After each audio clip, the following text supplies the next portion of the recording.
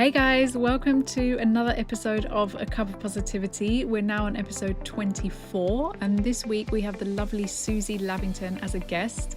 Suzie was originally an actor with a passion for writing, and she recently started creating workshops for teenage girls on confidence and self-esteem. The workshops were so amazing that they were turned into a book called A Girl's Guide to Being Fearless, which she co-wrote with Dr. Andy Cope. Suzie talks to me about her new book and how her workshops were received by teenage girls at her local school. She tells me what books she's loved to read and also how she juggles everything whilst being a devoted wife and mother of two beautiful little cherubs, as she calls them. I've really enjoyed catching up with Suzie, who's an old friend, and I hope you enjoy listening. Don't forget to look up her book and get yourself a copy today. And also like, comment and share this podcast if you've enjoyed listening. See you soon. Hi, Suzie. Welcome to A Cup of Positivity. How are you? I'm very, very well. I'm delighted to be with you, darling. Cannot wait. I'm so happy that you're here. For those people that don't know, I mean, we met like 5 years ago, maybe 6. Yeah, maybe even more, Martha. Yeah, I don't even know. But I've been like silently watching what you're doing and very exciting things happening. So I'm really excited to have you on. First things first, do you have your cup of tea with you? I do. And I'm so sorry. I don't know if I'm letting the side down, but I mean, it's big. But apart from that, there's nothing notable about this cup of tea. It's got a nice fruity tea inside of it. Yeah. Exciting as it gets, unfortunately. Have I let the side down? No, not at all. As long as it's not like a builder's tea, because some of my viewers get a bit disappointed when it's like just a PG tips. Builder's tea? Yeah. So you got points. The fact that it's a fruity herbal tea, that's good. I've actually been gifted some teas from a brand called Twist Teas, and today I've got like a new flavor which I'm really excited about, especially because it's nearly December. It's Mulled Wine Flavour. Martha, that sounds lovely. It sounds lovely, but a little bit worrying that you're excited about tea. Now, I know we've got to that age now. No, I get really excited about these. Like, who's ever had a mulled wine tea? Not me. Exactly. You're missing out. It has like apple, orange peel, rose hip, ginger, cinnamon, like a whole heap of healthy things that I'm excited about. So I've got to get myself on this, I think. Exactly, yeah. Okay, so Suzie, for anyone who doesn't know you, do you want to do an intro and then we'll just go from there? Oh wow! Let's start with the big thing. Mm-hmm. Intro. Who am I? So I guess biggest and most important role at the moment is as mum to my two little, I was going to say cherubs, and they are cherubs. Yeah. Not at night time. So I have a 4-year-old little girl called Amelie, and she's kind of making her little way in the world at the moment. She started school, so that's all been a brand new chapter, very exciting.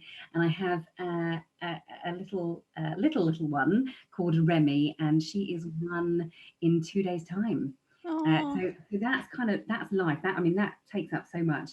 And I started off as an actor. In fact, no, I tell a lie. I started off in film production because I was too scared to go to drama school. Okay. And I thought if I was in the industry, then at least, I'd be scratching that itch a little bit. And as it turned out, it was more torturous to be in the industry and just watch other actors doing what I wanted to do. Yeah. Than not being in the industry at all. So eventually I did pluck up the courage to go to drama school, and then I trained and became a professional actress for about a decade. And then I wanted to have a family, and I needed some money to have that family. Yeah. So I stopped acting. I got a proper job, which actually at the time felt like the end of the world. But it was a lovely time in my life. I learned a lot. I met some wonderful people.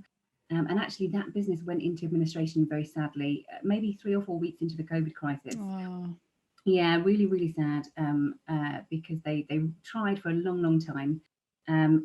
But whilst I was working, I was also doing bits of writing and speaking, so doing some keynotes and some stuff, writing workshops for teenage girls specifically. And actually the workshop for teenage girls became a book. So when I was on maternity leave, I was writing that. So when that business went into administration, I kind of switched. And so now fully, my main focus is as a keynote speaker and as a writer. So it's changed and it's all a bit bonkers, but it's also very exciting. Yeah. But so how has this year been for you since lockdown? Like, I know you've had exciting things happening, but has it been okay? Has it been a roller coaster? I mean, I think like everybody, it has been rollercoaster. It's been up and it's been down. I mean, with my family are healthy. None of us are working on the front lines, doing back-to-back shifts in a hospital. So I think when your situation is like that, you can only be thankful. And yes, I lost my job, which was tough, but I had other things in the, on the back burner.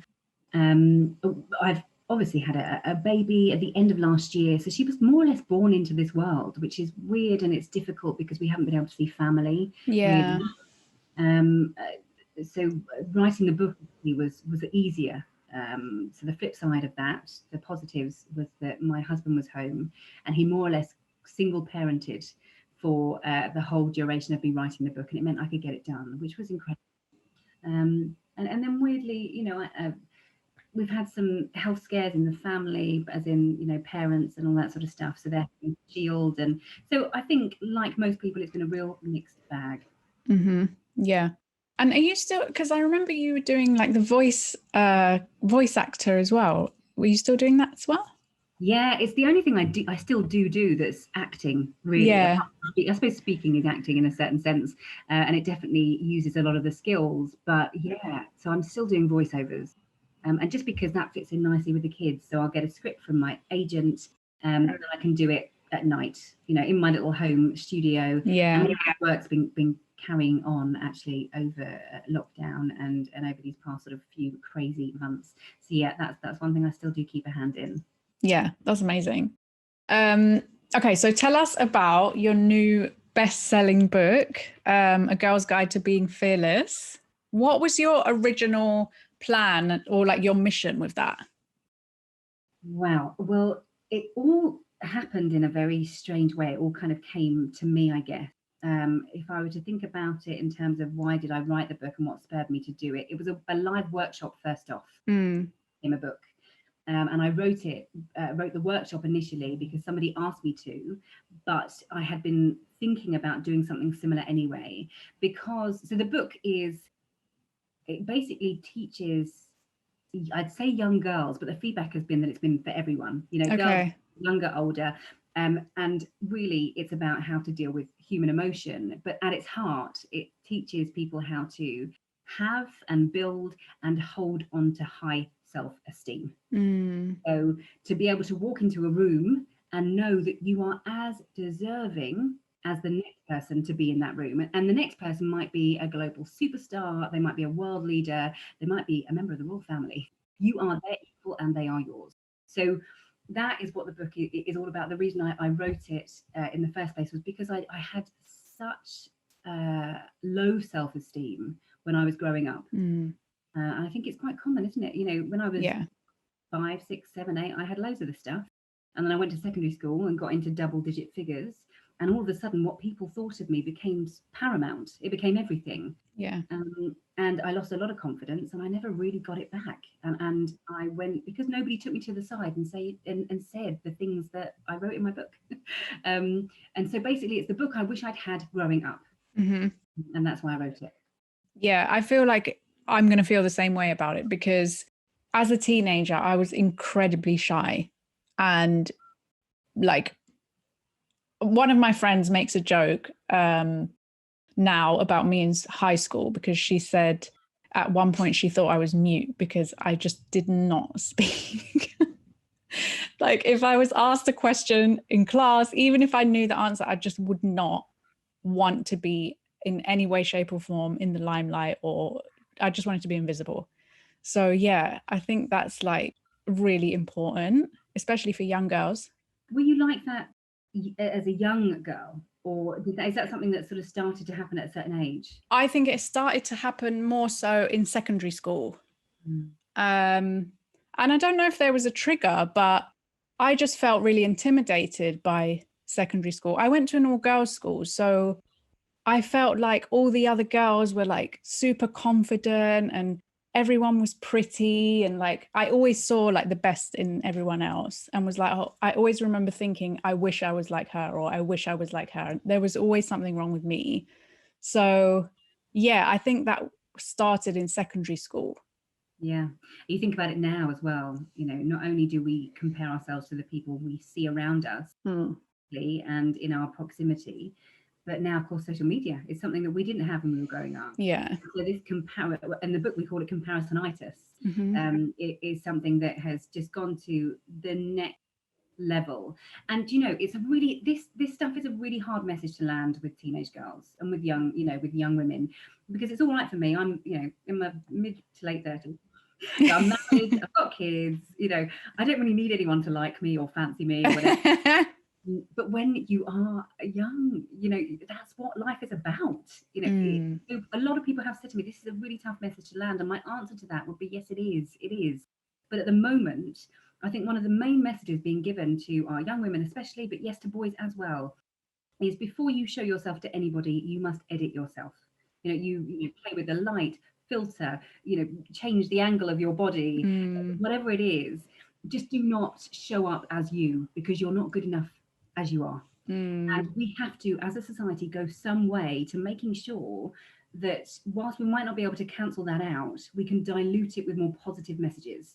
And actually, this book, it's not the first of its kind. When I was researching for the workshop about 3 years ago, there weren't many other books like it at all. In the past year or two, that's changing, and brilliant, because it should be everywhere. This message should be everywhere. You know, the fact that you can look fierce, you can show up, you can be successful, whatever success will look like in your life and what you want it to look like in your life, regardless of, you know, how many followers you've got, regardless of what you know, physically look like. And we have to be stamping that message everywhere, because I think the mental health of our young kids, I'm going off on a tangent now. And no, go. Like the mental health of our young people is really, really suffering. Really yeah. suffering. Yeah. So how is the book structured then? So I've co-authored it, is a really important thing to say, with a guy, which is a bit strange. Okay. Yeah, so a guy called Dr. Andy Cope. He's a very well-known author. He's a kids author, and he writes business books and personal development books. And the reason that came about was because he, or a colleague of his, went along to my husband's school for their conference and was a keynote speaker. And he blew the place apart. It was just amazing. And Graham came back home with a copy of his book. Yeah. Andy Cope and Andy Whitaker wrote this book together called The Art of Being Brilliant. And I have that. Yeah. Do you? Yeah. Yes. It was the first development book that I'd read and gone, oh, I mean, this is the way I like to write. This is the way I like to be spoken to. I love it. It was funny. It was every emotion under the sun. And so I invited Art of Brilliance, the training company, to come in and do our keynote for our conference when I was working at the office I was working in. And again, blew the roof off. Amazing. And I just said very flippantly, one day I want to work with you. Yeah. I love that. Yeah, I had balls. It's not instant. And he phoned 2 years later, and he just said, you know what, we are a training company full of guys, generally, of a certain age, and we find that we don't relate very well to teenage girls. And he had a teenager at the time, and he saw what she was going through in terms of comparing herself and being worried and anxious and this sort of stuff.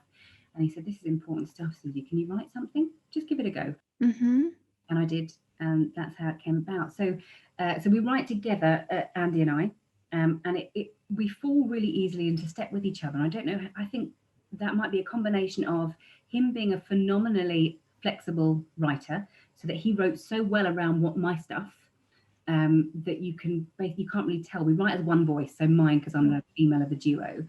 And I can't tell if it's because he's so flexible or because I've been so influenced by his work in the past that I've started to write a bit like him anyway. Right. And the chapters are just divided up into kind of topics, really. So, I mean, we cover, you know, how to navigate through social media, how to deal with online harassment, you know, how to be a class act generally online, and then how to deal with real world conflict, you know, how to bounce back from a horrible low in your life, how to deal with every single emotion. Sort of there's a chapter on bullying in there. there is a big chapter, and this would have been the chapter that would have helped me most, I think, as a youngster, on fear, where it comes from, what happens in your body, the conversations you can have with yourself, the movies you can play yourself in your mind, and what you can do with your physicality to overcome fear. And fear will always be there, and it's healthy and it's normal, but just how you can have a good relationship with it so that you can carry on moving forward in spite of it. So there's chapters that hopefully touch on everything. Yeah. So is there, because you said it was a workshop originally, so is there anything that's like interactive, or is there something that you can like work on after reading the book? Or yeah, there's loads of exercises in there. Yeah. Practical stuff. We take it's kind of a hand holder, hopefully. We'll introduce a topic. There's also lots of quotes in there, so I'm a massive quote hoarder. I think you are too. Yeah. Yeah, absolutely. Past decade, every time I've seen a quote that I love, I've taken a snap of it on my phone, or I've written it down, and we've thrown loads of those in there.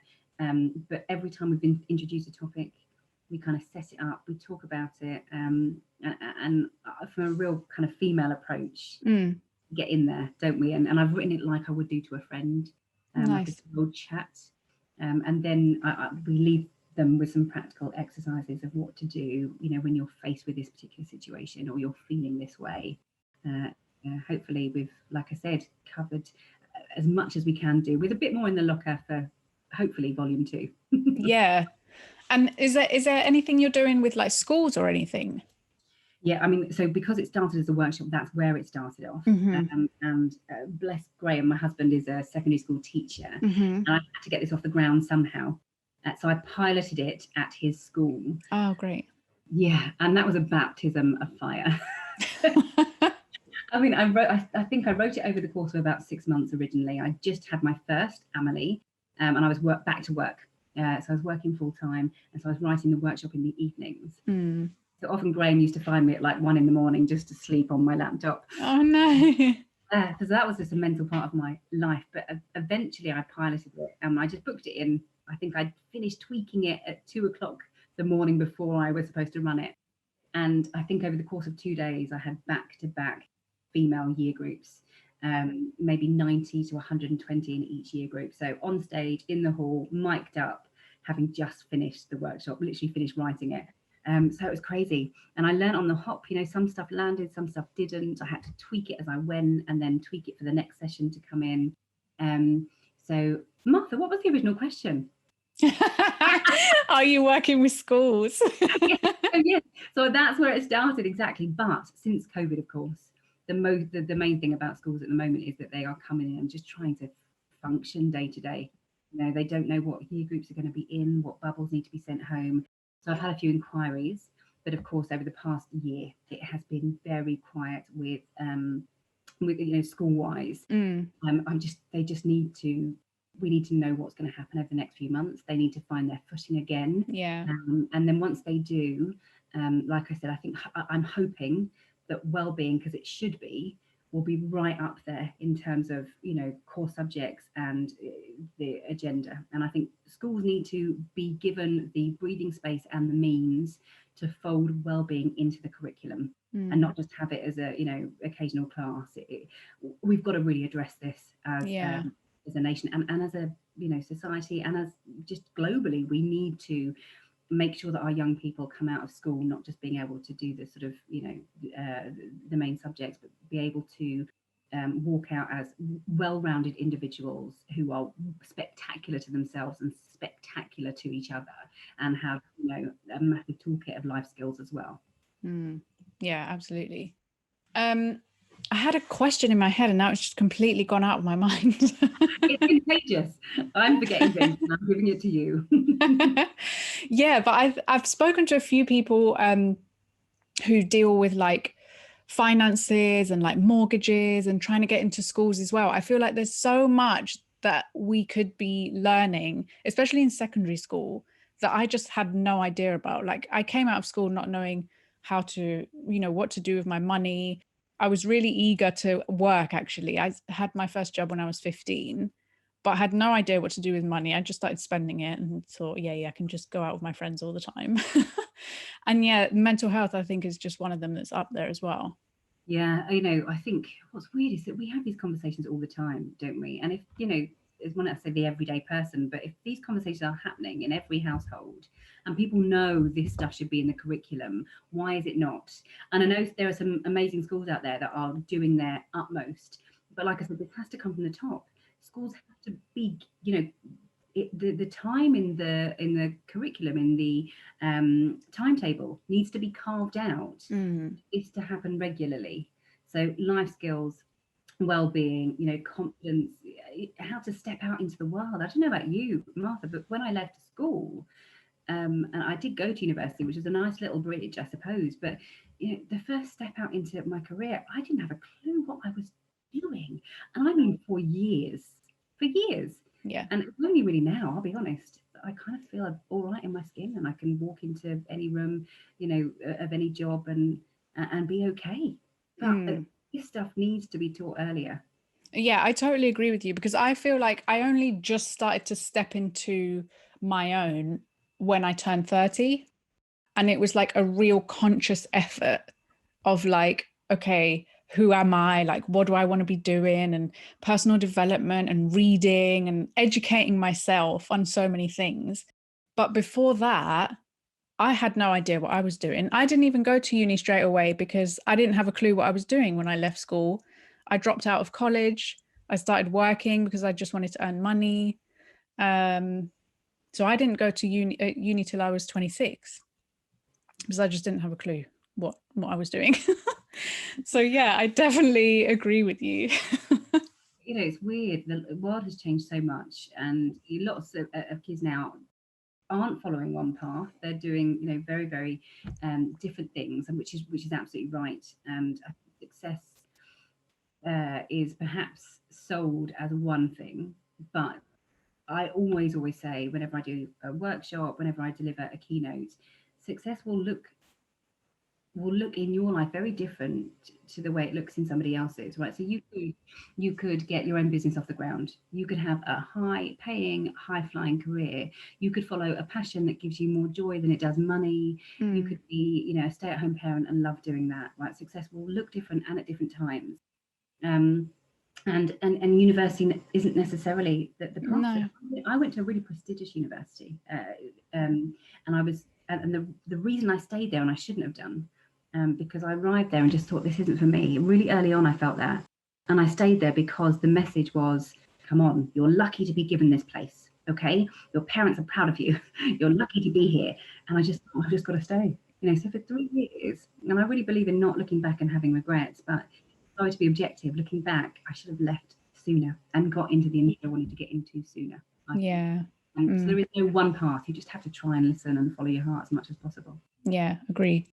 So what is the process like to get a book published? Because I have it on my bucket list, but I wouldn't even have a clue where to start. Like, what's the process from the idea to published author? I'm the worst person to ask. You know why? So like I said, it came to me, and I know how lucky I am with this. Now like I said, I was an actor. I'm used to banging on doors and getting them slammed in my face. I'm used to hearing no, no, no, no, no, and writing and asking and asking. So for this felt like something that dropped into my lap. So I had, once I'd written the workshop and I started delivering it, I did a video about it and popped it on social media. And by that time, I'd already been brought into the fold of the Art of Brilliance. So I was training with them. Yeah. And Andy, like I said, had been an author he's an amazing writer. And he's been with this publisher for a good few years. And I think he works with the publisher every year, and maybe, I don't know how he does it, but he produces 2 or 3 titles per year. Okay. And he sent the publisher the video, and they said, we love the concept of it, let's get her in. And weirdly, it was the day before I was due to give birth to Remy. I had an elective C-section. And so I was driving into the hospital for my pre-op appointment. And I got a message from Andy saying, do you want to turn Fearless Girls into a book? Oh, wow. And everything. And he said, the only thing is we've got to get it turned around by May. And it was the end of November. Oh my God. So everything inside of me was going, no. Like, you've never written a book. And also, you are about to give birth to a human. and I typed yes. That was it. So, I mean, luckily, writing is a real passion. It always has been for me. If I hadn't loved drama and acting so much, I would have gone into writing in some way, I think.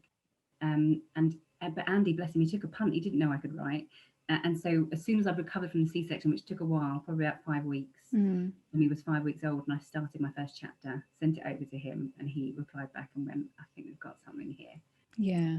Yeah, it grew from there. Oh, that's amazing. So is there in the pipeline another book following, or is it going to be like a series? What's happening? I don't know. I think it's obviously it's down to the publisher. It's down to how well this book does. But between Andy and I, so when I wrote my stuff and I sent it over to him, I had almost reached the maximum word count for the book, and he had as much on his end. So between us, we basically cut a book. It's on the cutting board. So we've got lots in the locker, but apart from that, I've got a real idea as to what I want to do, and I want to, branch out into different ages. I mean, I definitely want to help. We've just spoken about it, but I definitely want to help young people taking those first steps into the workplace, and actually anyone in the workplace that feels like, oh, they shouldn't be here, imposter syndrome, all that sort of stuff that we all.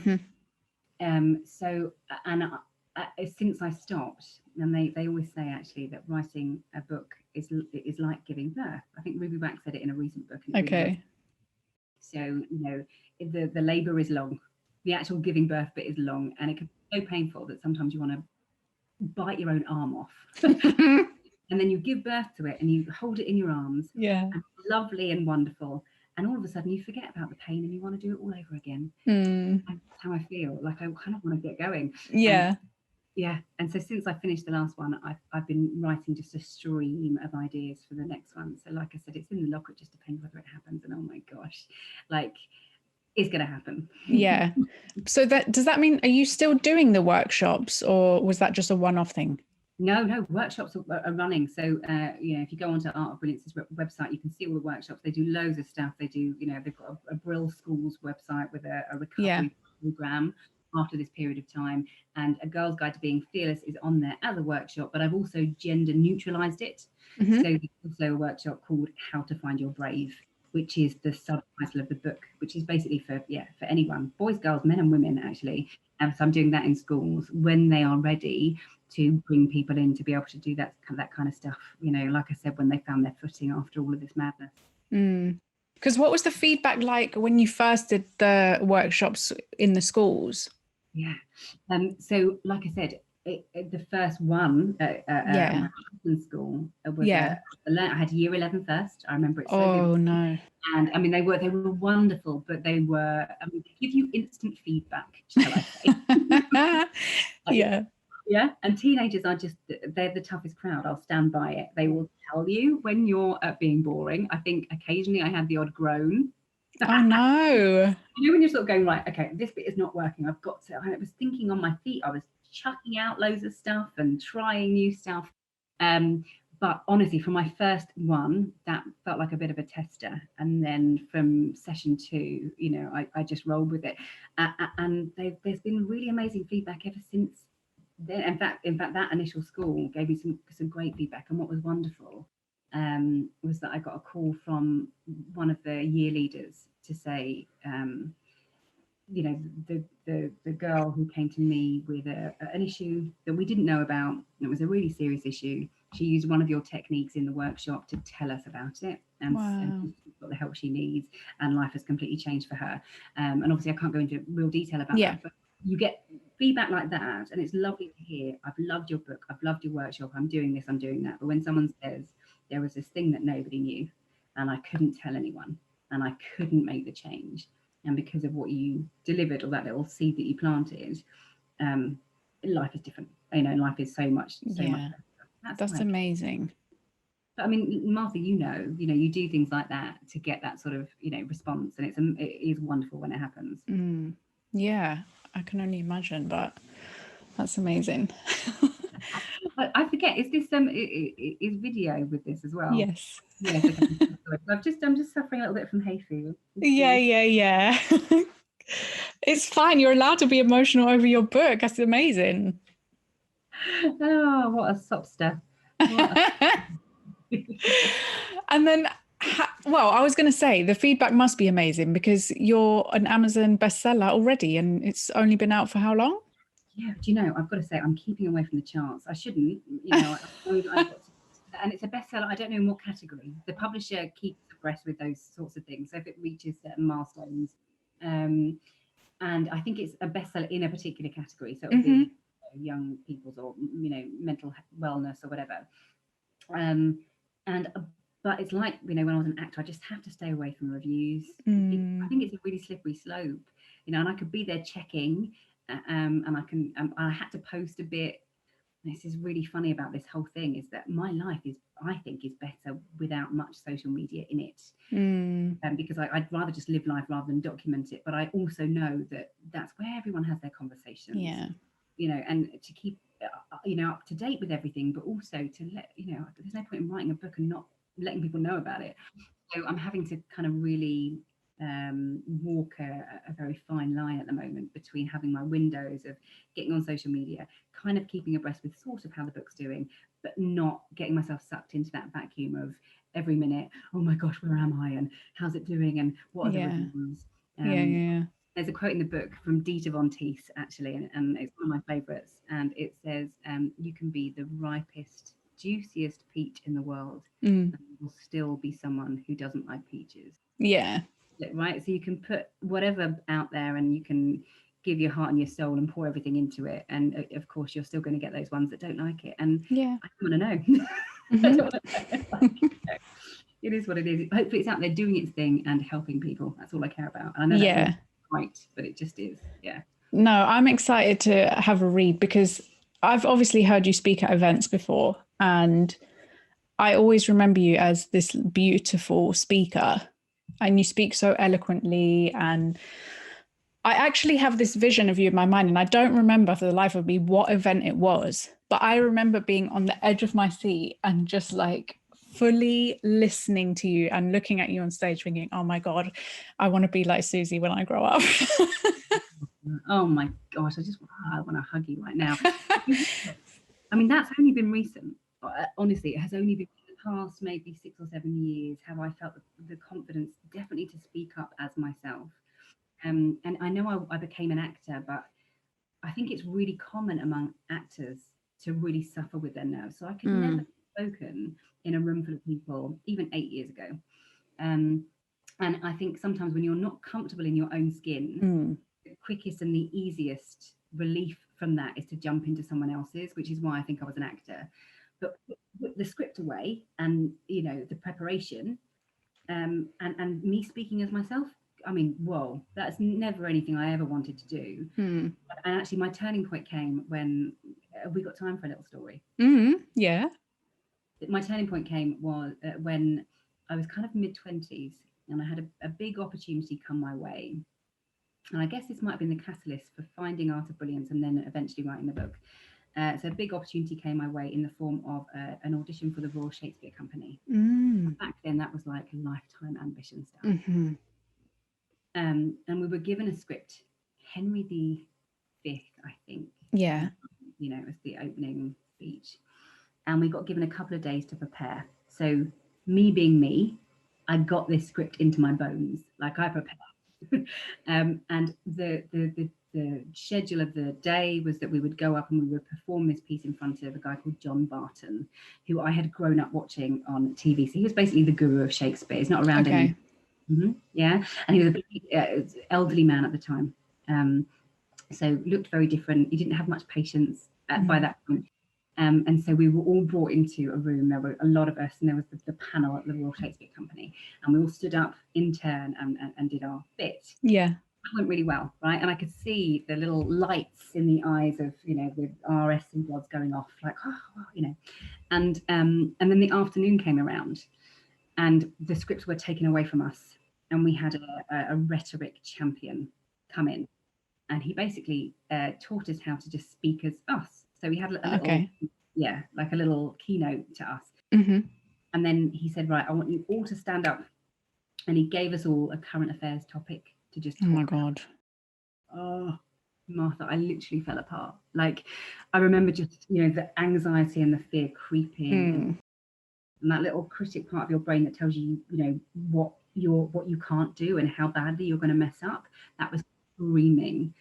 I couldn't see, I couldn't hear, I couldn't breathe.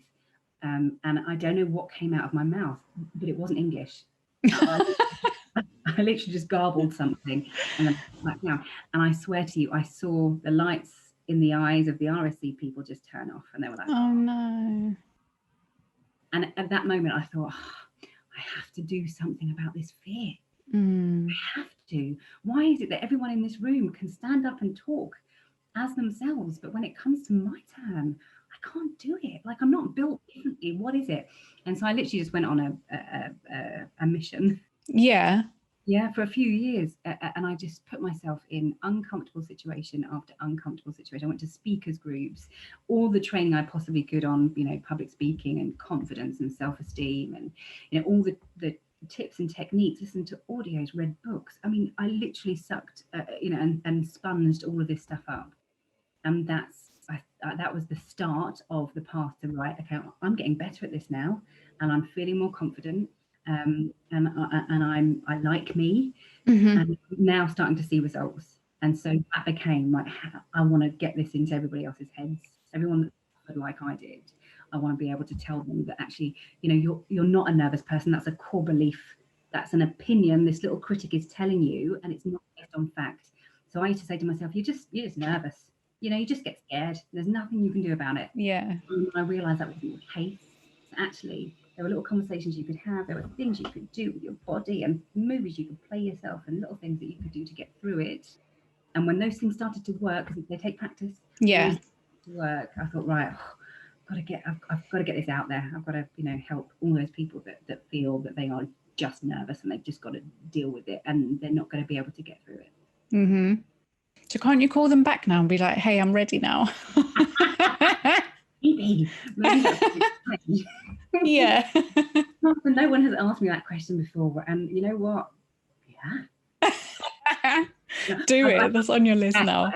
I mean, it's a theatre, and people make it work. They do. And of course, I mean, all the theatres are sitting dark right I know, now. yeah. I've got so many friends that have gone through hell. Yeah. But hopefully it won't be too much longer before they start opening their doors again. And I keep threatening. Doing theatre when you've got really little kids is tough. I think when Amelie and Remy are at a certain age, oh yeah, I'll get back on those boards. Yeah. We're better than the RSC, right? Yeah, exactly. But how do you juggle all of these things and be a mum of two? Like, I have no children and I struggle, so I don't even know how you do it. Yeah, sometimes really badly. You know, I mean, right now, behind me, I have got the biggest mountain of washing that's hidden by a towel, just in case you could see it, right? So I put a towel over. So I'm failing with the whole housework stuff. Yeah. You know, I often, it's funny because a lot of the keynotes I deliver at the moment are online at home, and they're about calm and finding you're brave and, you know, all this sort of stuff. And my house in the morning is like, come on, get ready. Oh, Amelie, get your shoes on, come on. You know, and I shut the key at the door, and then I turn my laptop on. I'm like, so, you know, to find calm. I think the key is, you know what, definitely scheduling, something I'm not very good at doing. But just try, more than anything, just trying to get your little piece or your little slice of calm at the beginning and end of your day. So how you bookend your day is all important. If you have no time to yourself in the middle of it, just start your day, if you can, a few minutes before the house wakes up and goes mental and starts wanting a piece of you. Just do that. Just a little to-do list the night before, so you've got all that covered. And then at the end, again, just a few minutes to yourself just to wind down.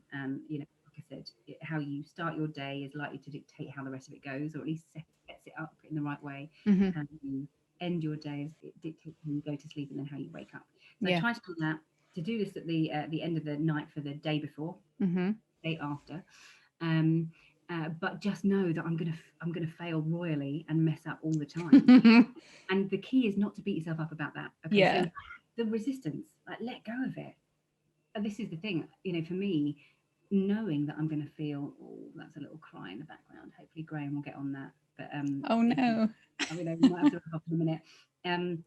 But just know that I'm going to have days where I'll feel like a failure, or I feel anxious. I'm not getting certain stuff done, and be okay with it. That's what I've learned. That's really key, because a lot of the time we can feel anxiety and stress and worry, and then we layer a dollop of shame or guilt on top of that feeling already, and it can all creep and become too much. Yeah. You know, I think the key now is just sort of when I wake up and I feel like I'm having a bad day, or you know, the stress is creeping, I just have to go, okay, right, today I'm feeling a bit anxious. Yeah. You know, today is not going to be a winner. And I'm all right with that. Yeah. So that's the key thing. Well, we should probably wrap up because your babies want your attention. Yeah. So I always finish off my interviews with what I call top three. So it's just 3 questions, which are top 3. So first is top 3 authors for women. Okay. Yeah. Oh, all right. Brené Brown. I know for sure. All the time. I know she probably comes up all the time. But just that whole, you know, this introduction of vulnerability, of putting stuff out there. And it's why I think females make amazing leaders, right? Because the ability to be vulnerable, the ability to be empathetic, you know, the readiness to be able to sort of put their flaw, and I know it's not true for everyone, but go, okay, this is me. I'm healthily self-critical, and to know that that's okay. You know, this stuff that she's done in that field of vulnerability has opened up so many doors to so many people, and I think especially women. So definitely her. Now, I would also say, now I know that he's a fella. Do they have to be male authors? No. Okay. So the book that has helped me the most recently has been Russell Brand's Recovery. Really? Okay. And his podcasts. I think he's just really cool with, you know, his femininity and his, you know, everything else, his masculinity. And I think he is an author for everyone and a speaker for everyone. And I know his amazing podcasts have really helped me out too. But Recovery recently helped me because it's a book about recovering from addiction, but not necessarily hardcore substance addiction. It can be for that. But he kind of puts it that we all, or most of us, have an addiction in some way. It could be workaholism. It could be that we shop a bit too much. It could be that we eat a bit too much. Whatever we do to try and avoid sitting and being with ourselves. Yeah. And what I love about him is that he gets into these really sort of dark, depraved corners of your mind, and he just sort of lays everything out on the table, and he lays it all bare, and he's really vulnerable with that. Yeah. And it makes you go, oh, it's not just me that feels like. And he lies of it. So I love that. So Russell Brand, Brené Brown, Russell Brand. Let me just have a look. So one of the books that really helped when I was writing, in fact, I'd written the workshop and this came out. So it didn't help me then, but it's helped me recently. Briony Gordon. Okay. So I think she was the first book that I read in this sort of, you know, field of empowering women. That kind of sat with me and made me think, okay, no, this talks to me. It talks to me like a friend. So she has, that's it. You Got This was a book that she wrote. She's also written lots of books for older women about various different things. Yeah. And Caitlin Moran as well. I'm so sorry, I've snuck a 4th one in there. But yeah, no, that's fine. Yeah. Okay, so the next one, it overlaps, but top 3 inspirational books. So you've already mentioned one. Can I grab a couple from the book? Yeah. Okay. Yeah. So that I can help my scrambled brain. Okay, this is one of my favourite books, and it's If I Could Tell You Just One Thing. And it's kind of Desert Island Disc book, only because it's a brilliant premise. But the author, Richard Reed, has interviewed lots of very successful people or well-known people, and he's asked them, like, if you could relay a piece of advice to everybody else, you know, the best piece of advice you've ever been given or could ever give, what is it? And what I love about it is just the voices of so many people. You know, often you read one book and it's someone's point of view, whereas this is a whole heap, and it's wonderful. There are some amazing gems in there. Also, the book that, you know, I said to you that I thought I was just a nervy person, I just had to deal with it. So I set out on that path to try and work through it. And the first book I read that really helped was Feel the Fear and Do It Anyway. Yeah. It's an oldie but a goodie. Yeah. That again, I got a part out of drama school. So it's Portia in The Merchant of Venice. A big part. It was playing to big venues, and I was so scared. And that book, I honestly believe, changed everything and made me just embrace that role. Yeah. So that book as well. And then a recent one, this one, Zest. Oh yeah, I saw that on your Instagram. Yeah, and so I read it last summer, and it's literally just a guidebook to life. One of Andy's books, but he's also written it with a guy called Gavin Oates, who is an astounding speaker and writer. And he's just written a book as well recently called Life Will See You Now, and he's brilliant. And another guy that I know, Will Hussey. And it's not just that I know the fellows, it's a brilliant book. And again, laugh out loud, cry the next minute, have something really, turn on in your head the next minute. It's an absolute cracker of a book. So Zest, I could tell you just one thing, and Feel the Fear and Do It Anyway. I mean, that's just off the top of my head. Yeah. And then the last one is top 3 tips for boosting self-confidence. Self-confidence. Okay, so for me, it is what we spoke about before. When it all comes from self-esteem. Yeah. So self-esteem and confidence are 2 very different things, and I won't bore you with all that the kind of detail of it. But self-esteem is your self-estimation, the overall opinion of yourself. Confidence is situation specific, so about your skills. But self-esteem is something you carry around with you all the time. It's that knowing that you are all good. Okay, you are worthy, you're valued, you're loved. And so to boost self-esteem, it's all about getting in there, that little critic that we talked about earlier. So one thing, I'll do it in 3, might as well, top 3. So is noticing the voice to begin with. When you tell yourself, oh, you're going to mess up. Oh no, she's better than you. Oh, look over there. Look at that lovely glittering life that you did. Recognize that voice, notice it. Secondly, forgive it, right? You can never get rid of negativity and negative thoughts, all right? So just forgive it, laugh at it, bless it, and just know that everyone else has got the same thing going on in their head. And I think another point to that is that negative thoughts are inevitable, but believing them and focusing on them is optional. Yeah, so that's the same thing. Yeah, forgive yourself. Just know that they're going to happen, those negative thoughts. And third is shift them. And sometimes it takes a little while to do this. But instead of going, I'm not confident, you can go, okay, right, I've noticed that thought. All right, I'm going to just go with it, bless it, know that it's going to come.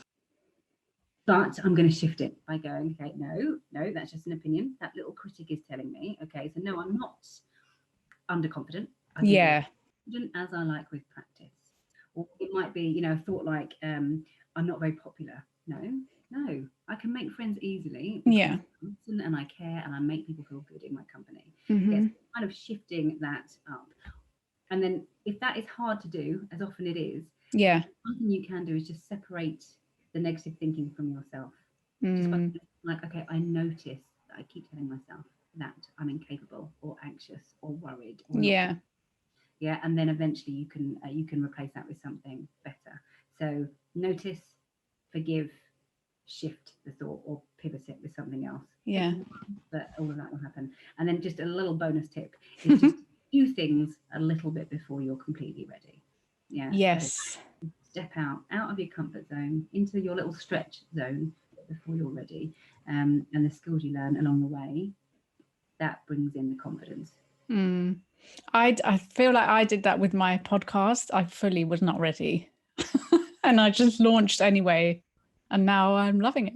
Yeah, we'd never do anything if we did it when we were ready. It's like the workshop. Oh my God, like I finished at 2:00 in the morning. At 9:00, I was up on stage with a microphone and a sea of people. I just didn't know what I was saying, right? But I fell on my bum a few times. But you're not going to die, right? That's the whole thing, is that little, once you do the thing that is the opposite of what that little critic is telling you to do, it goes, oh. Yeah. And it shrivels. And then part of your brain comes forward and goes, see, you can do it. Yeah. Right? It's brilliant, but you can do it. And next time you do, you'll do it better. So that's the thing. That is the thing. Yeah. Well, thank you so much for coming on. I've loved speaking to you and having a little catch up. Me too, darling. It's so lovely to see you, and you are glowing. Oh, thank you. How can people get in touch with you or follow you following this podcast? Yeah, so I am on Instagram, Sincerely Suze. Yeah. Obviously on Facebook, Twitter, just Suzie Lavington, at Suzie Lavington.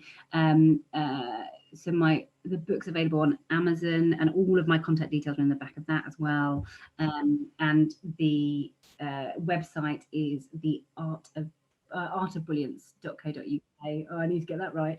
But also fearlessgirls.co.uk. We've just set up a website Amazing. To accompany the book as well. And again, all of our contact details are on there. Yeah. All this sort of new stuff is going on. I've got to remember, we've all got so many like @s and handles and things, haven't we? Yeah. But yeah, those are mine. You can find them. Well, I'll put the link to your book in the caption anyway. But I need to get reading that because it sounds amazing. On it, and tell me what you think. Yeah, I will do. All right. Well, thank you so much. And I'll see you soon. Lots of love. Bye, darling. Bye. Thanks so much for watching, guys. I'm also available on Spotify and Apple Podcasts. Oh yeah, and don't forget to subscribe to get notifications on new episodes every Wednesday.